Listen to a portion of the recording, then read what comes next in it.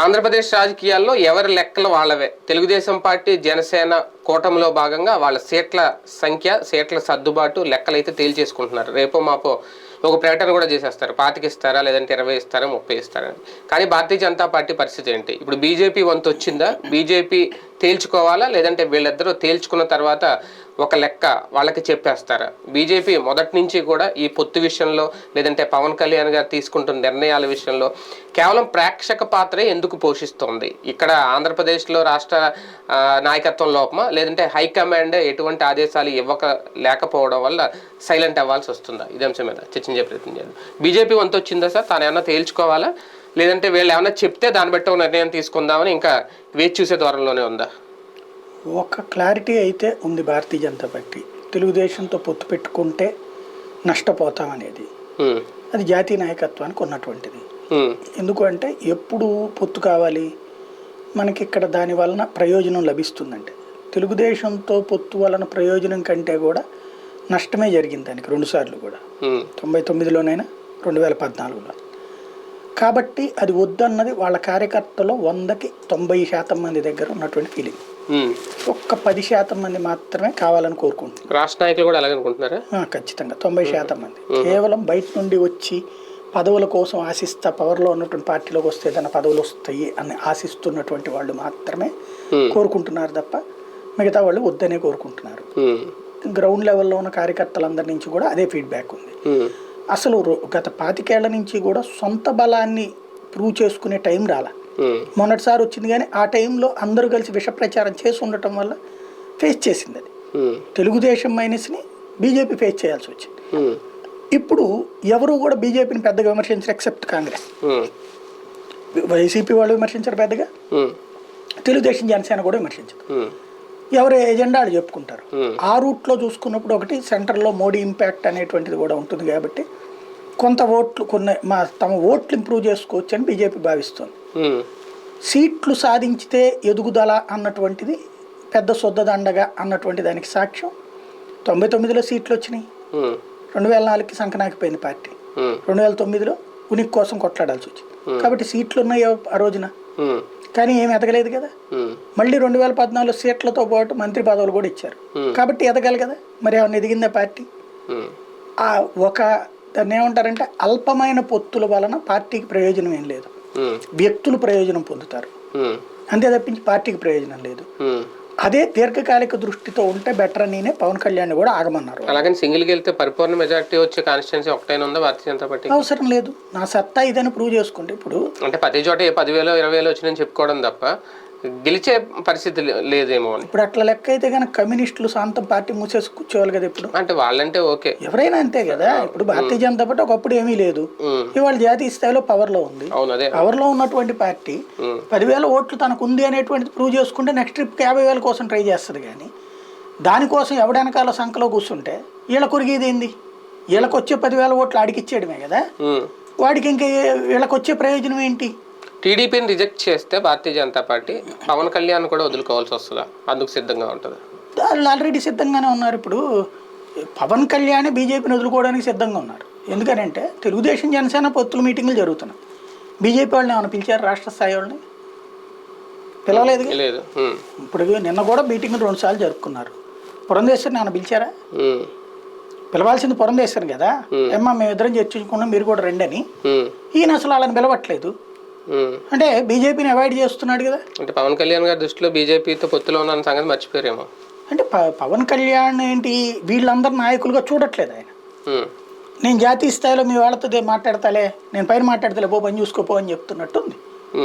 వాళ్ళకి ఈయన అనట్ల.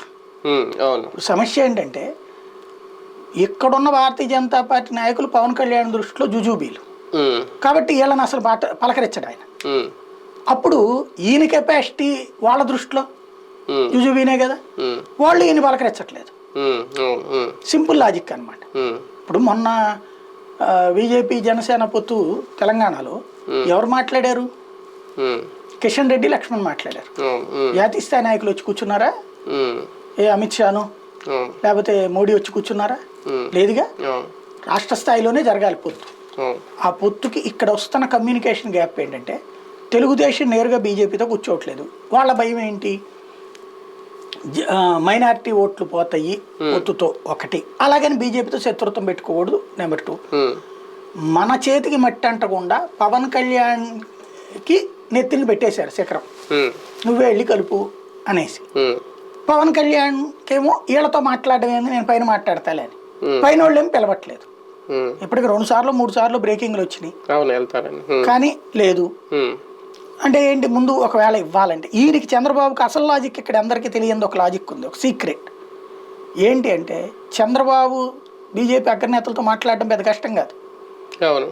వెళ్ళగలడు, సిట్టింగ్ వేయగలడు, లోకేష్ అయినా వేయగలడు. వేస్తే వాళ్ళు నీకు ఇన్ని ఇస్తాను తీసుకో అంటే తీసుకునే స్థాయిలో వాళ్ళు లేరు. ఈయన పరిస్థితుల రీత్యా చూస్తే ఈయన రాజకీయంగానే ఇవాళ ఒంటరివాడు. ఇక్కడ ఓకే, ఇక్కడ 10 మంది ఉండొచ్చు తోడు. జాతీయ రాజకీయాల్లో ఒంటరివాడు చంద్రబాబు. నెంబర్ 2 వచ్చేటప్పటికి చంద్రబాబు ఇవాళ గెలవడం కోసం తపన పడాల్సిన పరిస్థితిలో ఉన్నాడు తప్పించి డామినేటింగ్ లీడర్ కాదు బీజేపీ దృష్టిలో. చంద్రబాబు పొత్తుకు ఆశిస్తున్నాడంటే ఏంటి, తను ఓడిపోతానన్న భయంతోనే కదా అదనంగా 2 ఓట్లు వచ్చినా నాకు కావాలని ఆశిస్తున్నాడు. అలాంటప్పుడు Bharatiya Janata party dominating role పోషిస్తుంది. వాళ్ళ స్టైల్ ఎట్లా ఉంటుందంటే, ఓకే ఇద్దరికి కలిపి 50-50 ఇచ్చేసే అంటారు. అంటే జనసేన బీజేపీకి కలిపి 50% ఇచ్చే, నువ్వు 50% తీసుకో. మొదట్లో వచ్చిన టాపిక్ అదే. ఆ తర్వాతనే ఈయన వాళ్ళతో మాట్లాడకుండా పవన్ కళ్యాణ్తో మాట్లాడుకుంటాను. వాళ్ళు ఏమంటున్నారు, 50% ఇచ్చేసేయండి ఇద్దరికి కలిపి. ఎందుకంటే భారతీయ జనతా పార్టీ గతానుభవాల రీత్యా తక్కువ తీసుకున్న చోట ఇబ్బంది పడింది. ఒకప్పుడు తెలుగుదేశం ద్వారా, ఒకప్పుడు శివసేన ద్వారా, అట్లాగే. అదే 50-50 వస్తే వాళ్ళు అనేది ఏంటంటే, ప్రభుత్వంలో 2 పదవులు పడేయడం కాదు, ప్రభుత్వంలో కీలక భాగస్వామి మాకు కూడా ఉండాలి. 50-50 వస్తే 50%లో ఖచ్చితంగా అధికారంలోకి రాలేదు కదా తెలుగుదేశం. అప్పుడు ఖచ్చితంగా వీళ్ళ సీట్ల మద్దతుతోనే అది అధికారంలో ఉంటుంది కదా. అప్పుడు వీళ్ళ ఎజెండా కూడా తెలుగుదేశం అమలు చేయించవచ్చు. కొంత 10 అడిగితే ఒక 4-5 అమలు చేయించుకోవచ్చు. అలా కాకుండా ఓ 2 మంత్రి పదవులు ఇస్తే కిందసారి కామినేని మాణిక్యాలరావు ఉన్నారు. బీజేపీ ఎజెండా ఏం అమలు చేయించగలిగారు? గుళ్ళు కూల కొడితే తిరిగి కట్టించలేరు, కూల కొట్టకుండా ఆపలేకపోయారు. మళ్ళీ దేవాదాయ శాఖ మంత్రిగానే ఉన్నాడు అది. కాబట్టి అప్పుడు జనంలోకి వీళ్ళ సంకేతం ఏం చేయలేరు. అదే బీజేపీ కనుక ఉండుంటే, అంటే బీజేపీ మీద డిపెండ్ అయ్యి ఉంటే ఆ రోజున తెలుగుదేశం ప్రభుత్వం నుంచి బయటకు వచ్చేవాళ్ళు ఆటోమేటిక్. అప్పుడు ప్రభుత్వం పడిపోయేది. ఆ స్థాయి కావాలనుకుంటున్నారు. అది మా ఇద్దరికి కలిపి ఆ రేంజ్ లో ఇవ్వమంటున్నారు. వాళ్ళ దగ్గరికి వెళ్ళాక ఇవ్వను అంటే వాళ్ళ కోపం వస్తుంది. అసలు సీక్రెట్ అది. వాళ్ళ దగ్గరికి వెళ్ళాక వాళ్ళు ఏమంటారు, అలాగని మొత్తం అడిగేస్తారని నేను అన్నాను. ఏమంటారు వాళ్ళు, సరే పవన్ కళ్యాణ్కి ఒక 50 మాకు ఒక 25 అంటారు. అదేంటి అన్నారు అనుకోండి, క్రిందసారి ఇచ్చావు 14, అప్పుడు మేము గెలుస్తామో లేదో, మా మోడీకి పూర్తి బలం ఉందా లేదా అనేది ఎన్డీఏగా ఇచ్చావు. ఇవాళ మేము గెలుస్తామని నీకు కూడా తెలుసు కదా, ప్రధానమంత్రిగా మోడీ మళ్ళీ గెలుస్తున్నాడు నీకు తెలుసు కదా. అప్పుడు 14 ఇస్తానంటేగా. ఈయనకి ఎట్లా ఉంది, ఒక 7 ఇద్దాంలే అసెంబ్లీ, వాళ్ళు రాసింది 2-7 అని, 3-7 2-7 ఎట్లాగా. ఆ స్థాయి సీట్లకు అసలు భారతీయ జనతా పార్టీకి అవసరమే లేదు. దానివల్ల వాళ్ళ కొరిగేది ఏంటి? ఇప్పుడు ఇంకోటి, ప్రభుత్వంలో కీలక భాగస్వామ్యం పోషించాలనుకుంటుంది పవన్ కళ్యాణ్.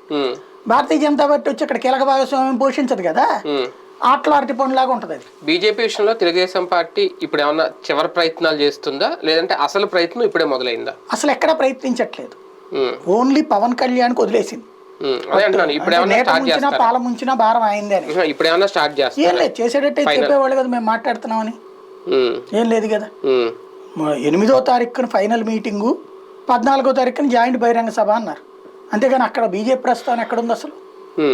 అయితే గీతే ఈ 2-3 రోజుల్లో పవన్ కళ్యాణ్ బీజేపీ అగ్ర నాయకత్వంతో మాట్లాడాలి. ఇంకా సైలెంట్ గా వీళ్ళ పనులు చేసుకుంటూ పోతే బీజేపీ ఇంకా అలా చోద్యం చూడాల్సిందేనా, ఒక డెసిషన్ తీసుకుంటారు? ఆల్రెడీ వాళ్ళు తీసేసుకున్నారు కదా, వాళ్ళు ఒంటరి పోరాటానికి ప్రిపేర్ అయిపోయారు. వాళ్ళ పని కూడా బిగిన్ చేసేసుకున్నారు. 25 పార్లమెంట్ స్థానాల్లో 25 పార్లమెంటరీ కార్యాలయాలు ప్రారంభించేశారు మొన్ననే. మాకు జనసేనకి ఎటువంటి సంబంధం లేదు, మేము 170 స్థానాల్లో పోటీ చేస్తున్నాం అధికారికంగా ప్రకటించినప్పుడు కదా సింగిల్ గా పోటీ చేస్తున్నామని చెప్పేశారు వాళ్ళు. వాళ్ళు ఆల్రెడీ మన సోమవీర్రాజు చెప్పేశాడు కదా 175 స్థానాల్లో పోటీ చేయబోతున్నాం అనేసి చెప్పేశాడు. జనసేన అంతే కదా, మన 175 వాళ్ళే పోటీ చేస్తున్నాం అంటే ఇంకా జనసేన ఎక్కడ ఉంది అక్కడ? అంటే ఇప్పుడు వరకు వాళ్ళు అన్నదే కదా, జనసేన మాతోనే ఉంది, మేము కలిసి మాతోనే ఉంది. పవన్ కళ్యాణ్ అనుకోవాలా, బీజేపీతో మేము ఉన్నామని ఆయన అనుకోవట్లేదు కదా. అఫీషియల్ తెగదెంపులు ఏమి ఉండవా? రేపటి తర్వాత తేలిపోతుంది. ఇప్పుడు రేపు పొద్దున వీళ్ళిద్దరు లిస్ట్ అనౌన్స్ చేసేసుకున్నారు అనుకోండి, ఇక అది అఫీషియల్ తెగతెంపే, అంతే కదా. ఆల్రెడీ బీజేపీ అయితే అఫీషియల్ తెగతెంపు చేసుకున్నట్టే. 175లో పోటీ చేస్తాను సరే, సోమవీర్రాజు చెప్పాడంటే తుత్తరకొచ్చి చెప్పారని వీళ్ళు అనొచ్చు. కానీ 25 పార్లమెంట్ కార్యాలయాలు తెరిచేశారు వాళ్ళు. పోస్ట్ పోల్ అలయన్స్ లాంటి ఉద్దేశం అన్న బీజేపీకి ఉంటుందా? అసలు ఏం అవసరం వాళ్ళకి పోస్ట్ పోల్ అలయన్స్ లో? అసలు తెలుగుదేశం ఏం అవసరం? అంటే కనీసం సింగిల్ డిజిట్ లో పోనీ 1, 2, 3 ఎక్కడో ఒకవేళ వచ్చినాయి అనుకోండి, 1, 2, 3 స్థానాలు పోనీ ఒక స్థానం ఎక్కడైనా వచ్చింది అనుకోండి, అప్పుడైనా కలిసి ఆలోచన అస్సలు ఉండదు. పోస్ట్ పోల్ అలయన్స్ అస్సలు ఉండదు నాకు తెలిసి. పోస్ట్ పోల్ అయితే గనక యాంటీ, ఒకవేళ తెలుగుదేశం అధికారంలోకి వస్తే దానికి వ్యతిరేకంగా పోరాడతారు, రాబోద్దు దానికి రానికుండా కొట్టడానికి చూస్తారు. ఒకవేళ అదే కనుక జరిగితే పురంధేశ్వర్ గారు కొన్ని ఆశలు పెట్టుకుని వచ్చారు భారతీయ జనతా పార్టీలోకి అనేది, అంటే ఇద్దరు కలిస్తేనే ఆమె వైజాగ్ సీట్ ఆశిస్తే, ఆమె ఎంపీగా గెలిస్తే రేపొద్దున ఆమెకి కేంద్ర మంత్రి పదవి వస్తుందని. ఆ ఆశలన్నీ ఇప్పుడు అడియాసలు అయిపోతాయా లేదా అవకాశం ఉంటుందా? ఒకవేళ ఆవిడకి ఆ ఫీలింగ్ ఉంటే కనుక ఆవిడే ఇనిషియేటివ్ తీసుకుని చంద్రబాబు గారితో మాట్లాడి మీ ఇద్దరు మీటింగ్ నేను కూడా వస్తాను బాబు గారు అని చెప్పాలి. మరిది అవుతాడు బాబు అవుతాడు, మరిది గారు నేను కూడా వస్తాను అంటే ఆ ప్రయత్నాలు ఆల్రెడీ చేశారని కదా. అంత సీన్ లేదు, ఆవిడేం చేయలేదు. ఫస్ట్ నుంచి చంద్రబాబు పవన్ కళ్యాణ్ మీదకి తోసేశాడు. పవన్ కళ్యాణ్ ఏమో అధిష్టానం వాళ్ళతో మాట్లాడుతున్నాడు. పురంధేశ్వరితో ఈ రోజు వరకు మీటింగ్ జరగల. అసలు పవన్ కళ్యాణ్ పురంధేశ్వరి ప్రమాణ స్వీకారం చేసి ఒక్కసారిని కలిసారు వీళ్ళిద్దరు? లేదుగా. ఇంకేముంది అసలు? పవన్ పురంధేశ్వరి గుర్తించట్లేదు. కానీ ఆవిడ పాపం మొదట్లో చెప్పారు ఇక్కడ నుంచి మాకు ఉమ్మడి సమావేశాలు పెడతాం, జనసేన మేము కలిసి జాయింట్ గా చేయలేదు కదా, ఈయన ఒప్పుకోలేదు కదా. అవును ఆవిడ అన్నారు. తర్వాత అయితే ఏం జరగలేదు. భారతీయ జనతా పార్టీ నిర్ణయం ఫైనల్ గా చెప్తారా ఇప్పుడు ఏమన్నా? లేదు అభ్యర్థులు అనౌన్స్ చేసేస్తారు రేపు పొద్దున్న ఫిబ్రవరి? చెప్పాల్సింది వాళ్ళు తెలుగుదేశం జనసేన చెప్పాలి. వాళ్ళ పొత్తు పెట్టుకుంటున్నారు, బీజేపీ మాతోనే ఉందని పవన్ కళ్యాణ్ చెప్పుకొచ్చాడు. సమాధానం చెప్పాల్సిన పవన్ కళ్యాణ్ కానీ బీజేపీ కాదు. ఎందుకంటే బీజేపీ మొదటి నుంచి తెలుగుదేశంతో మేము లేవని చెప్తాం. అంటే ఒక నడ్డానో ఒక అమిత్ షానో దీని మీద ఒక ప్రకటన చేస్తారు. వాళ్ళు ఏం చేయరు. వాళ్ళు ఎప్పుడు చేయాలి? పొత్తు ఉంటే చేస్తారు కానీ లేదని ఎందుకు చేస్తారు వాళ్ళు? అంటే ఎన్డీఏలోంచి ఒక పార్టీ బయటకు వెళ్తున్నప్పుడు రేపటి నుంచి మాతో కలిసి ట్రావెల్ చేస్తుందా లేదనేది జాతీయ నాయకత్వం చెప్పాలి కూడా చెప్పడేమో. కేంద్రంలో మేము చెప్తారు. అలా ఎలా కుదురుతుంది? ఇంకా ఇప్పుడు వీటిలో జరగట్లేదు, సహజీవనం ఆ టైప్ లో ఏమైనా చెప్తారేమో. కేంద్రంలో అధికారంలో ఉన్న పార్టీ జాతీయ పార్టీ అలా సైలెంట్ గా విడిపోయి బయటకు వచ్చాడు. తేలిపోతుంది కదా 14వ తారీఖుతో తేలిపోతుంది ఏంటనేది.